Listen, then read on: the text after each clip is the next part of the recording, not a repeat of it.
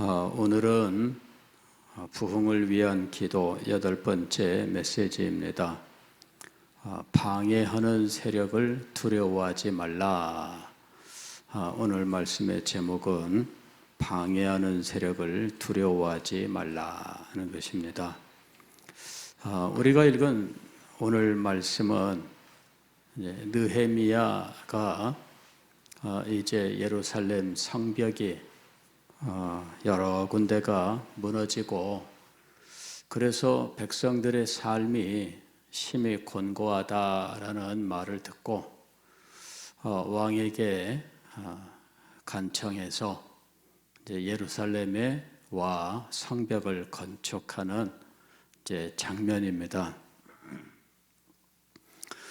그는 예루살렘에 와서 신속하게 이 상황을 파악을 하고 그 다음에 예루살렘에 있는 사람들을 잘 조직해서 무너진 모든 곳들을 새로 다 쌓고 해서 이 성을 온전하게 회복하는 일을 했습니다.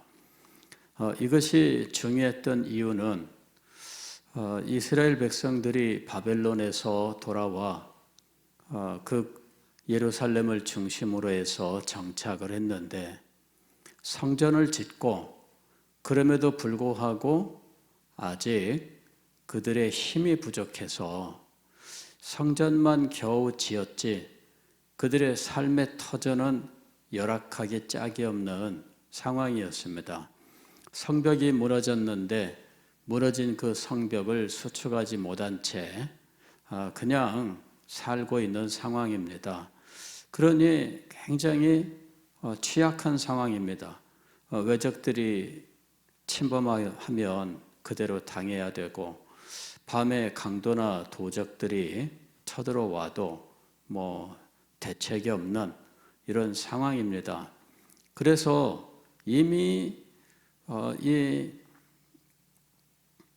바벨론에서 이곳으로 온 사람들이 상당히 많은 숫자가 왔는데 그런데 그 사람들의 삶은 보호를 받지 못하는 상황에 있었던 겁니다. 이제 그런 상황이 벌써 한 50년 이상, 60년 가까이 계속되고 있었던 거지요. 그래서 느헤미야가 예루살렘의 소식에 늘 관심을 기울이고 있다가 그 백성들의 삶이 참 힘들고 어렵다는 말을 듣고 가슴이 너무너무 아파서 자기가 직접 가서 현장을 보고 그들의 삶에 도움을 주기로 작정을 한 겁니다. 그리고는 이제 느헤미야가 왔던 거지요. 이미 느헤미야보다 몇 년 전에 학사 에스라가 왔지만 그러나 학사 에스라가 말씀을 가르치고 하였지만 그러나 현실적으로 그런 큰 역사를 이루는 데에는 힘이 붙이는 상황입니다. 그런데 이제 느헤미야가 와서 그가 왕의 강력한 지원을 가지고 또 자기가 이런 행정 능력을 가지고 이 모든 일들을 진행해 나가는데 방해가 있었어요. 그 주변에 이방 민족들이 있었고 그 이방 민족들이 이스라엘 백성들이 그곳에서 다시 부흥하는 것을 원치 않는 겁니다. 그래서 끊임없이 이스라엘 백성들을 괴롭히고 그들이 뭔가 할라치면 끊임없이 방해하고 그 다음에 바벨론의 왕에게 계속해서 상소하고 그 다음에 페르시아로 나라가 바뀌었는데 그래도 또 계속해서 이제 상소하고 이제 이러면서 방해하고 있었던 거죠. 근데 그런 방해 공작에도 느헤미야가 흔들리지 않고 성벽을 건축하게 된 겁니다. 그리고 이제 문을 닫는 이 일이 남아있는 상황에서 이 원수들이 느헤미야를 초청한 거예요. 그게 이제 오늘 우리가 읽은 성경 말씀입니다. 6절 보게 되면은 산발랏과 도비야와 아라비아 사람 게셈과 그 나머지 우리의 원수들이, 이게 이제 거기에 이방 민족들입니다. 내가 성벽을 건축하여 허물어진 틈을 남기지 아니하였다 함을 들었는데, 이 말은 성벽을 새로 쌓은 것이 아니라 과거의 성벽이 상당히 무너졌고 안 무너진 부분도 있고 이런데, 백성들은 안 무너진 곳을 중심으로 해서 뭐 이렇게 저렇게 옹기종기 살아가고 있는 상황이고, 이 성벽을 완성하지 못하고 있는 상황인데, 이거를 지금 느헤미야가 수축을 한 거예요. 문짝을 달지 못하고 있던 때였다 이렇게 얘기합니다. 이제 그것만 남은 상황입니다. 2절 보면은 산발랏과 게셈이 내게 사람을 보내어 이르기를 오라 우리가 어느 평지 한 촌에서 서로 만나자 이렇게 얘기합니다. 목적은 무엇이냐면 그 다음에 나오죠. 실상은 나를 해하고자 함이었더라. 사람들을 매복시켜 놓고 느헤미야가 나타나면 포위 공격해서 느헤미야를 죽이고, 그 다음에 이 왕궁에다가 보고하기는 이 강도들이 나타나서 그리 했노라, 누군지는 모르겠다, 이런 식으로 이제 잡아떼려고 한 거죠. 그런데 이 느헤미야가 그들의 속셈을 다 알아본 거예요. 그래서 지금 3절처럼 대답을 한 겁니다. 내가 곧 그들에게 사자들을 보내어 이르기를 내가 이제 큰 역사를 하니 내려가지 못하겠노라. 어찌하여 역사를 중지하게 하고 너희에게로 내려가겠느냐. 지금 느헤미야는 큰 역사를 앞에 두고 있었어요. 성전 수축이라고 하는, 아니 성벽 수축이라고 하는 이 엄청난 일을, 그동안에 바벨론 포로 생활이 끝나고 이 5만 명의 이스라엘 백성들이 돌아왔지만, 그러나 그들은 성벽을 수축할 엄두를 못 내고 있었어요. 성전 짓는 것도 가지가지 방해 때문에 20년 동안 지체하고 있었거든요. 그리고 겨우 이 성전을 건축하게 되었는데, 그러나 성벽은 지금 수축하지 못한 상황입니다. 그리고 지금 그 뒤로 지금 벌써 한 40년 가까운 세월이 흘러가고 있는 거예요. 그동안의 이스라엘 백성들은 얼마나 고달픈 삶을 살고 있는지, 나라의 회복은커녕 자신들의 삶도 회복하지 못하는 불쌍한 가운데에 있었다 하는 것입니다. 그것을 보고 그 소식을 듣고 가슴이 미어 터지는 아픔을 가지고 있던 느헤미야가 와서 그 일을 순식간에 해결을 하고 마지막 문짝 따는 순간입니다. 그런데 이것을 무산시키려고 하는 원수들의 시도가 집요하게 계속되었는데, 4절 보면은 이렇게 이야기합니다.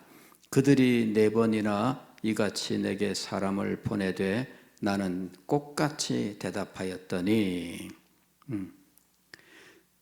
5번째 이번에도 또 5절 보면은 산발랏이 5번째는 그 종자의 손에 봉하지 않은 편지를 들려 내게 보냈는데, 그 글에 이르기를 이방 중에도 소문이 있고 가스무도 말하기를 너와 유다 사람들이 모반하려 하여 성벽을 건축한다 하나니 네가 그 말과 같이 왕이 되려 하는도다. 모반을 하려고 한다라는 이러한 가짜 뉴스를 만든 거죠. 지금 봉하지 않은 편지란 말은 뭐예요? 누구나 볼 수 있다는 겁니다. 그래서 이 내용을 누구한테나 노출시켜서 가짜 뉴스를 퍼뜨리고, 이리 해서 나중에는 모반, 역적이라고 하는 이러한 누명을 씌우려고 한 거예요. 그러니 얼마나 지금 무서운 음모를 꾸미고 있는지, 오늘날 같아도 여러분 우리나라에도 이런 그 모반에 해당하는 죄가 있습니다. 예, 이게 국가 전복죄 뭐 이런 겁니다. 이건 굉장히 무서운 거예요. 물론 현대 국가에서 국가 이 전복 이런 것들은 굉장히 엄격한 재판을 통해서 증명하게 되어 있지만 옛날에는 어때요? 말만 나온 것만 가지고도 이게 엄청난 고통을 겪을 수 있는 겁니다. 이러니 뜻대로 안 되니까 이번에는 반역죄로 엮으려고 한 거예요. 그래서 유다의 왕을 세우려고 성벽을 건축했다. 이런 식으로 했다. 그 얘기입니다. 자, 9절 보면은 이는 그들이 다 우리를 두렵게 하고자 하여 말하기를 그들의 손이 피곤하여 역사를 중지하고 이루지 못하리라 함이라. 이게 왜 그랬느냐면은 마음에 두려움을 주게 하기 위해서, 그래서 이 일을 힘있게 하지 못하게 하기 위해서 가짜 뉴스를 만들어내었다라는 것입니다. 그럼에도 불구하고 느헤미야는 이렇게 이야기합니다. 이제 내 손을 힘있게 하옵소서. 누구한테 이 말을 하는 거예요? 하나님께. 이제 내 손을 힘있게 하옵소서. 마지막 순간까지 끝까지 지금 느헤미야는 달려간다 하는 것입니다. 그랬더니 거기서 그치지 않아요. 거기서 그치지 않고 이번에는 이 선지자를 동원을 해요. 10절 이하에 보게 되면은 선지자를 동원해서 선지자가 헛된 예언을 하게 합니다. 가짜 예언을 하게 해요. 그리고 그 가짜 예언의 내용이 이제 바로 이겁니다. 10절 보면은 이후에 무헤다벨의 손자 들라야의 아들 스마야가 두문불출하기로 내가 그 집에 가니 그가 이르기를 그들이 너를 죽이러 올 터이니 우리가 하나님의 전으로 가서 외수 안에 머물고 그 문을 닫자. 저들이 반드시 밤에 와서 너를 죽이리라 하기로. 이 얘기는 뭐냐면은 성전으로 도피하자 이 말입니다. 성전으로 도피하자. 저들이 사람을 보내 너를 죽일 텐데 성전으로 도피하자. 그랬더니 11절에 느헤미야가 내가 이르기를 나 같은 자가 어찌 도망하며 나 같은 몸이면 누가 외수에 들어가서 생명을 보존하겠느냐. 나는 들어가지 않겠노라. 선지자를 통해서 이제 이 느헤미야를 두려움에 사로잡혀 도피자로 만드는 거죠. 근데 느헤미야가 나는 안 들어가겠다 이렇게 얘기한 거예요. 나는 안 들어가겠다. 나중에 생각해 보니까 그게 얼마나 다행인지 11절 12절 보면 깨달은즉 그는 하나님께서 보내신 바가 아니라, 선지자가 말했다고 해서 하나님의 말씀은 아니었다 그 얘기입니다. 도비야와 산발랏에게 뇌물을 받고 내게 이런 예언을 함이라. 예, 하다 이제는 누구까지 동원했어요? 선지자까지 동원을 했어요. 그래서 선지자의 말이라면 하나님의 음성으로 듣고 도피하게 하고, 한번 두려움에 사로잡혀 도피하게 하면 그 다음에는 물러나는 길밖에 없는 거죠. 그래서 이 원수들이 얼마나 집요하게 느헤미야를 무너뜨리려고 했는지 모른다는 것입니다.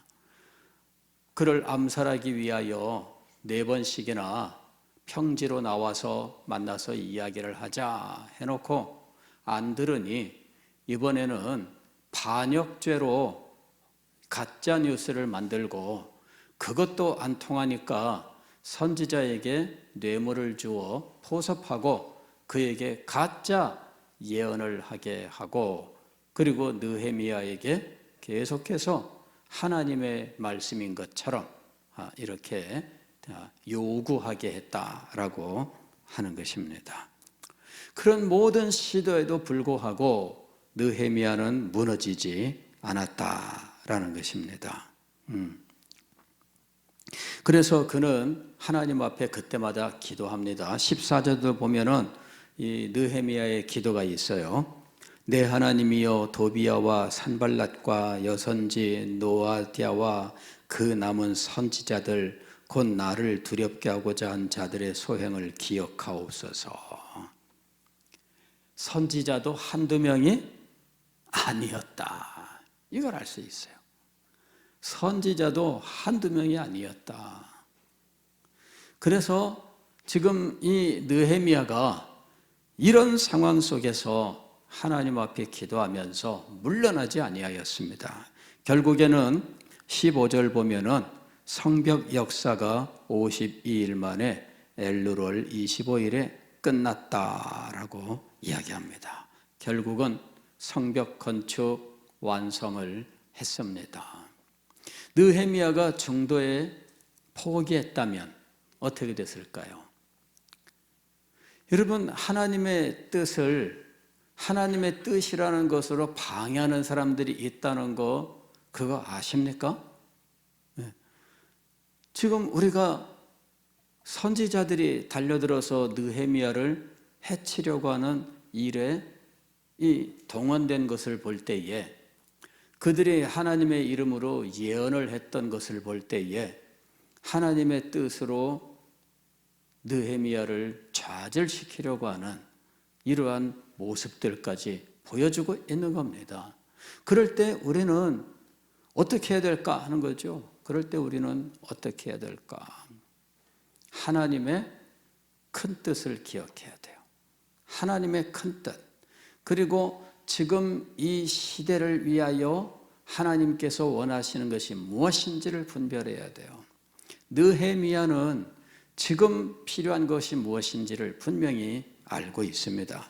그래서 원수들에게 답변하기 위하여 한 말이지만, 이 말은 느헤미야가 마음속에 늘 새기고 결코 무너지지 않는 믿음을 가지고 나가는 원동력이 된 겁니다.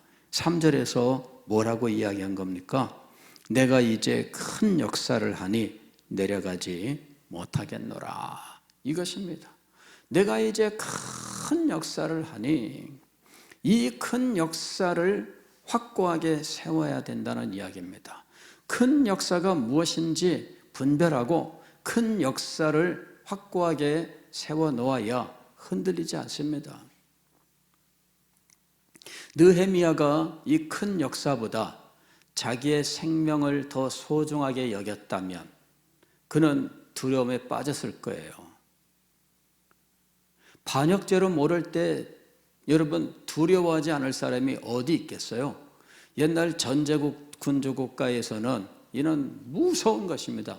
이런 말이 나왔다는 것만 가지고도 이거는 당장 잡혀 들어갈 수 있는 아주 무서운 죄명이 되고 있는 겁니다. 그런데 느헤미야는 흔들리지 않았어요. 선지자들이 나타나서 한두 명도 아닙니다. 이 선지자들이 계속해서 느헤미야에게 마치 하나님의 뜻인 것처럼 예언할 때 그는 흔들리지 않았습니다. 무엇 때문일까요?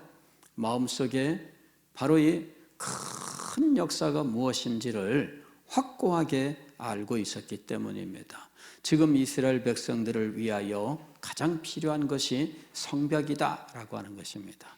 이것은 이스라엘 백성들의 공동체를 보호하는 울타리예요. 이것은 오늘날 우리 신약교회로 말하면 교회를 보존하는 것입니다. 교회가 무너져서 여기저기가 무너지고 있는데 사람들이 다 자기 이속만 차리고 있다면 그 교회는 어떻게 될 거예요? 여러분, 자기 편안한 길만 찾는다면 교회는 어떻게 될 것입니까? 지금 우리는 이걸 알아야 됩니다. 큰 역사가 무엇인지. 제가 여러분들에게 늘 시대적 사명에 대해서 말씀을 드렸습니다. 이게 무엇일까요? 이게 바로 우리가 직면하고 있는 큰 역사예요. 이 큰 역사를 이루기 위해서 우리들이 우리의 가진 모든 것을 바치고, 그리고 가지가지 원수들의 도전과 또 책략들을 물리치고 분별하고 그러한 것들에 동요되지 않고 끝까지 나아가야 된다는 겁니다. 지금 우리 교회는 지금 이스라엘 백성들과 같이 성벽이 무너져가고 있는 상황입니다. 하나님의 말씀을 사모하는 열정들이 식어져 가고 있고 진리가 최고라고 하는 이 믿음이 사라져가고 있습니다. 사람들은 자기를 위로하고 자기를 격려하고 자기를 최고라고 칭찬해주고 역시 자기가 최고야 계속 그렇게 말해주기를 원하고 있어요. 하나님의 말씀은 그걸 말하는 것처럼 생각하고 그거를 요구하고 있어요.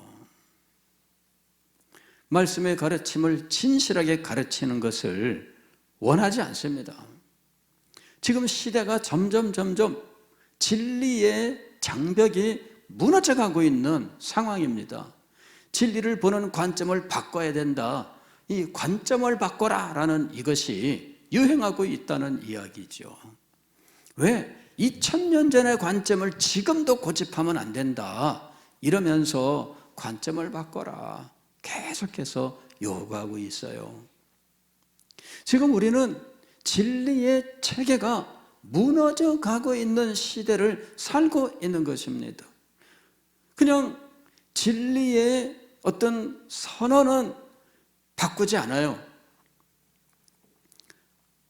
우리가 가지고 있는 교리, 웨스트민스터 신앙고백서 대소요리 문답을 우리의 신조로 한다. 그거는 선언이에요. 그 선언을 바꾸지 않아요. 그런데 선언과 달라요. 그게 오늘날 우리가 직면하고 있는 현실입니다. 선언은 선언이에요. 선언을 바꾸려고 시도하지 않아요. 왜? 그거는 아무도 못 바꾸게 하니까. 그건 바꿔질 수가 없다고 다 인식하고 있으니까. 다만 그것을 말하지 말자. 그 다음에 다른 관점으로 보자. 이렇게 하는 거예요. 그래서 선언은 바꾸지 않지만 그럼에도 불구하고 선언과는 다른 쪽으로 가는 상황이 현재 우리가 직면하고 있는 상황입니다. 그리고 이것이 계속해서 더 심화되어 가고 있다는 것입니다. 제가 로마서 강해를 하면서 여러분들에게 10년 후에는 우리 교계의 목사님들이 새로운 관점이라고 하는 이러한 신학 체계를 가진 사람들이 대부분의 교회의 담임으로 들어갈 것이다 라고 이야기했습니다. 왜냐하면 그런 생각을 가지고 신학교를 나온 사람들이 담임 목사로 들어가는 시점이에요.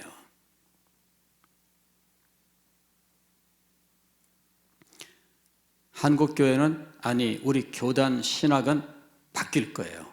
다만 선언은 안 바뀔 겁니다.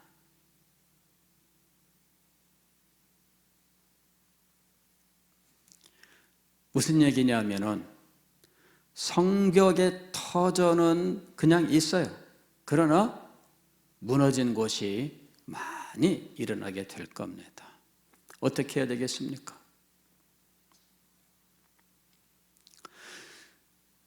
제가 이 시대를 분석하면서 사회학적인 분석에 너무 마음이 매몰되어서 부정적인 두려워하는 마음을 가졌었어요. 하다 보니까 그렇게 될 수밖에 없습니다.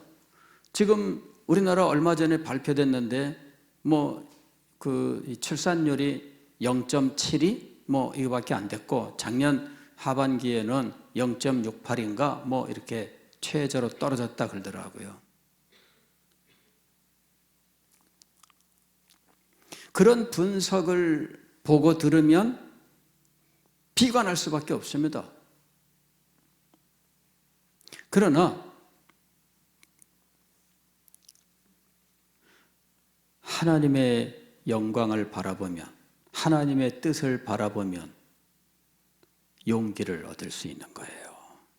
그래서 제가 부흥을 다시 선포하기 시작한 겁니다.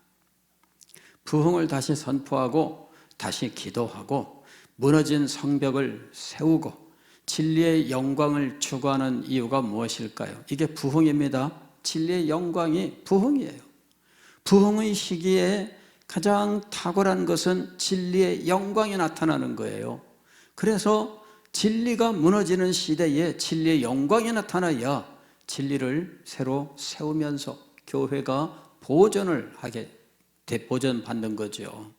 그 다음에 진리가 우리의 생각과 삶을 바꾸고 능력 있게 할 것입니다.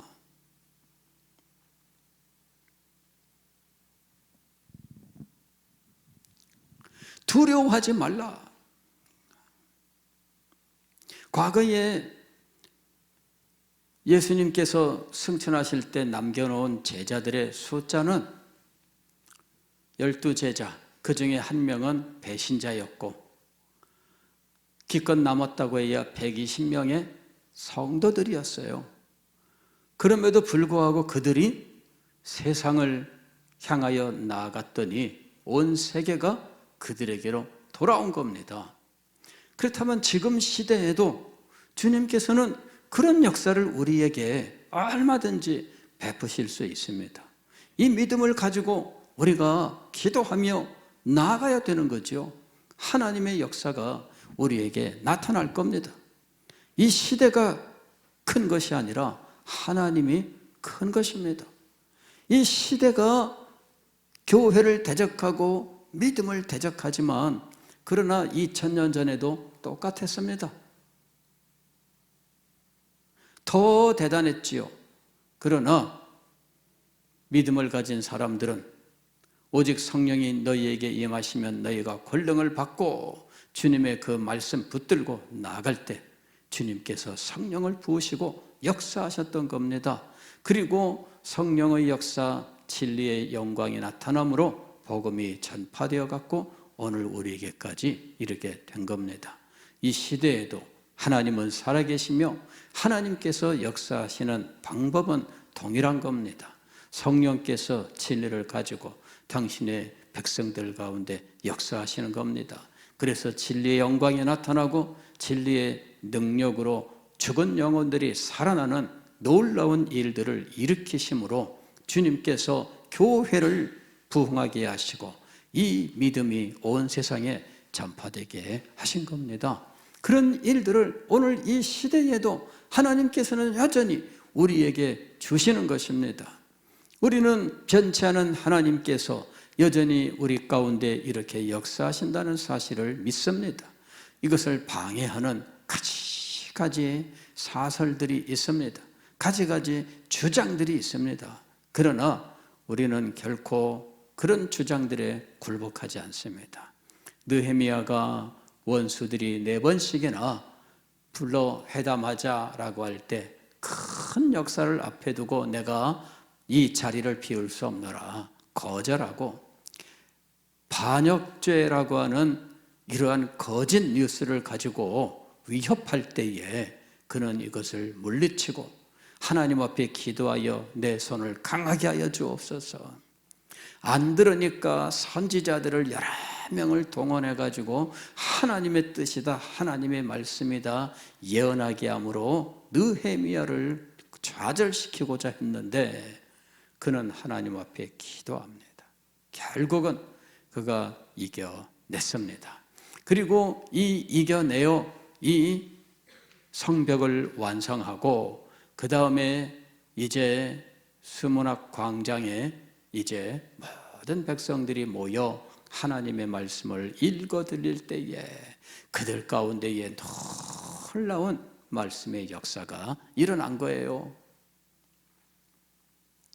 얼마나 놀라운 전무후무한 말씀의 역사가 나타났는지 이 사람들이 울고 회개하고 그래서 오히려 느헤미야, 에스라 제사장들이 그들을 오히려 달래고 격려해야 됐어요. 여호와를 기뻐해야 된다. 여호와를 기뻐해야 된다. 격려하고